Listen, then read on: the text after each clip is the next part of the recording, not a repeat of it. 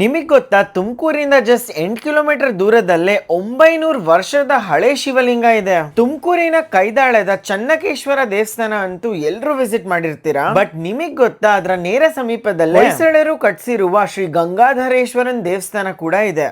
ನಮಸ್ಕಾರ ಎಲ್ರಿಗೂ, ರಾಧೆ ರಾಧೆ. ನಾನು ನಿಮ್ಮ ಫ್ರೆಂಡ್ ಧೀರಜ್ ಮಾತಾಡ್ತಿರೋದು. ದ್ರವಿಡಿಯನ್ ಶೈಲಿ ಕಟ್ಸಿರುವ ಈ ದೇವಾಲಯದ ಮುಖ್ಯ ಆಕರ್ಷಣೆ ಇಲ್ಲಿನ ಶಿವಲಿಂಗ ಹಾಗೂ ಸ್ತಂಭಗಳು. ಈ ದೇವಾಲಯದ ನವರಂಗದಲ್ಲಿ ಕಪ್ಪು ಕಲ್ಲಿನ 4 ಕಂಬಗಳನ್ನು ಕೆತ್ತಿದ್ದಾರೆ. ಈ ದೇವಾಲಯವನ್ನು ಬೇಲೂರಿಂದ ಹಿಂತಿರುಗಿ ಬಂದು ತನ್ನ ಜನ್ಮಸ್ಥಳ ಕ್ರೀಡಾಪುರ ಇಂದಿನ ಕೈದಾಳಕ್ಕೆ ಬಂದಿರುವ ಅಮರ ಶಿಲ್ಪಿ ಜಕ್ಕಣ್ಣಾಚಾರ್ಯರು ಕಟ್ಟಿರುವ ಒಂದು ಇತಿಹಾಸ ಇದೆ. ಈ ಕಂಬಗಳ ತಳಭಾಗದಲ್ಲಿ ಬ್ರಹ್ಮ, ವಿಷ್ಣು, ಭೈರವ, ಕೃಷ್ಣ, ಗಣಪತಿ, ವೀರಭದ್ರೆ ದೇವತೆಗಳ ಉಬ್ಬು ಚಿತ್ರಗಳನ್ನು ಕೆತ್ತಲಾಗಿದೆ. ಇಲ್ಲಿ ನಿಮಗೆ ಹಳೆಗನ್ನಡದಲ್ಲಿ ಬರ್ದಿರುವ ಹಲವಾರು ಶಿಲಾಶಾಸನಗಳು ಸಿಗ್ತವೆ. ಇಷ್ಟು ಸುಂದರವಾದ ಪೌರಾಣಿಕ ದೇವಸ್ಥಾನ ನಮ್ ತುಮಕೂರಲ್ಲಿ ಇದೆ ಅಂತ ಎಷ್ಟೋ ಜನಕ್ಕೆ ಗೊತ್ತೇ ಇಲ್ಲ.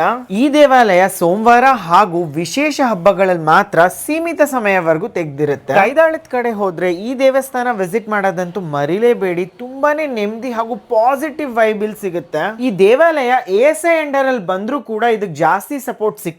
ಈ ತರ ಎಷ್ಟೋ ಹಿಂದೂ ದೇವಸ್ಥಾನಗಳು ಇತಿಹಾಸದ ಪುಟಗಳಲ್ಲಿ ಕಳೆದೇ ಹೋಗ್ಬಿಟ್ಟಿದಾವೆ. ವಿಡಿಯೋನ ಆದಷ್ಟು ಶೇರ್ ಮಾಡಿ, ದರ್ಶನಕ್ಕಂತ ದೇವಸ್ಥಾನಕ್ಕೆ ವಿಸಿಟ್ ಮಾಡಿ ಹಾಗೂ ಆದಷ್ಟು ಸಪೋರ್ಟ್ ಮಾಡಿ.